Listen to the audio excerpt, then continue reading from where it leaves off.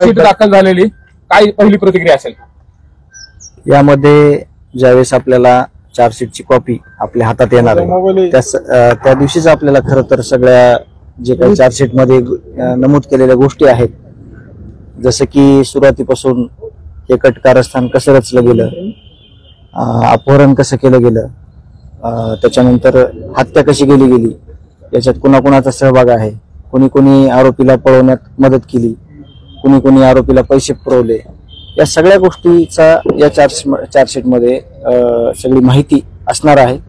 परंतु ज्यावेळेस आपल्याला चार्जशीटचा जो म्हणजे कॉपी आहे त्याची ज्यावेळेस हातात येत नाही तोपर्यंत आपलं जे सगळं बोलणं आहे ते उचित राहणार नाही. ज्या दिवशी आपल्याला ती 1-2 दिवसात सोमवारपर्यंत ज्यावेळेस कॉपी आपल्या हातात येईल त्यावेळेस तुम्हाला सुद्धा सगळ्यांना त्या गोष्टी समजून जातील. मात्र थोडी गडबड झाली असं वाटतंय का?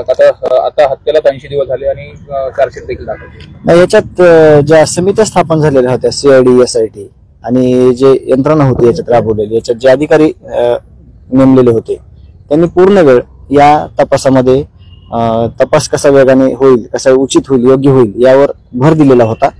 आणि आम्ही आतापर्यंत सांगत होतो की CID आणि SIT जो तपास करत आहे तो योग्य दिशेनं चालत असावा, करत असे.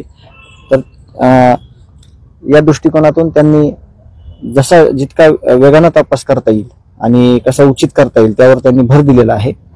या संदर्भात आता ज्यावेळेस आपल्या हातात चार्जशीटची कॉपी येईल त्यावेळेस सगळ्या गोष्टी हे आपल्याला उज्ज्वल निकम यांच्या संदर्भात तुम्ही मागणी केली होती की चार्जशीट दाखल व्हायच्या त्याच्या अगोदर त्यांची नियुक्ती केली जावी. मात्र काल त्यांची नियुक्ती केली आणि आज चार्जशीट दाखल झाली.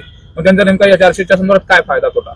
आता काही गोष्टी 10-5% ह्या ज्या गोपनीय असतात प्रत्येकाच्या, म्हणजे त्या CIDच्या असतील, SITच्या असतील किंवा समजा अशा जनरल असतील, त्याचा एक कुठेतरी भाग आपण त्याला समजलं पाहिजे. आणि आता ज्यावेळेस माहिती समोर येईल सगळी त्यावेळेस आपल्याला कळणार आहे की कशी कुणाची कुठल्या कामात मदत झाली आणि हे तपास कसा पूर्ण झाला. 1400 पानाचा चार्जशीट दाखल करण्यात आलेला आहे.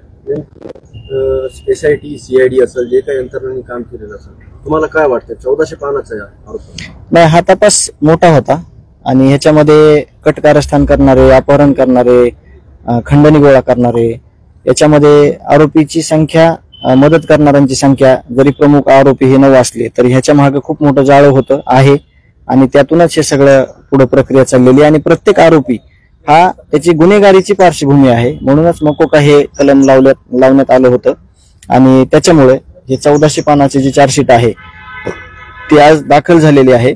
यातून आमची अपेक्षा आहे की आरोपीला याच्यातून फाशी झाली पाहिजे आणि फाशीच होणार. तपासाचा पहिला टप्पा पूर्ण झाला असं वाटतंय का? नेमकं यातून पुढचा जो तपास आहे का आणखी सहआरोपी करण्याची बाकी आहेत?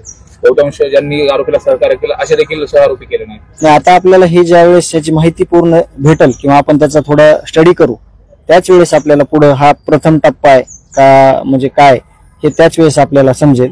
त्याशिवाय अगोदर बोलणं चुकीचं होईल. आता दोषारोपपत्र दाखल करण्या अगोदर देशमुख कुटुंबाला त्यांनी माहिती दिली होती का तपासी अधिकाऱ्यांनी, आणि तुम्हाला तरी नेमकं कळलं? नाही, आम्हाला प्रसार माध्यमातूनच कळालं.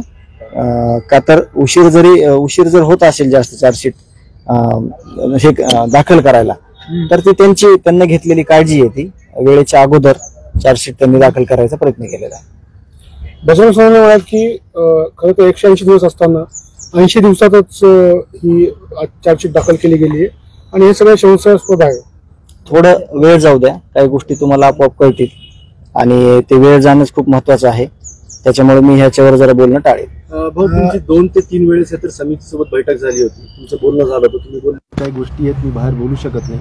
तुम्हाला पहिले SIT किंवा समितीने सांगितलं होतं का चार्जशीट डिटेलमध्ये घेणार आहे, काय घेणार आहे? म्हणजे 1400 पानाचं चार्जशीट आहे, त्याच्यावर काही तुम्हाला तिन्ही प्रकरणाचं जे चार्जशीट दाखल केले गेले आहेत, खंडणी, हत्या आणि अट्रॉसिटी, मारहाण, आम्ही त्यांना वेळोवेळी भेटायचो.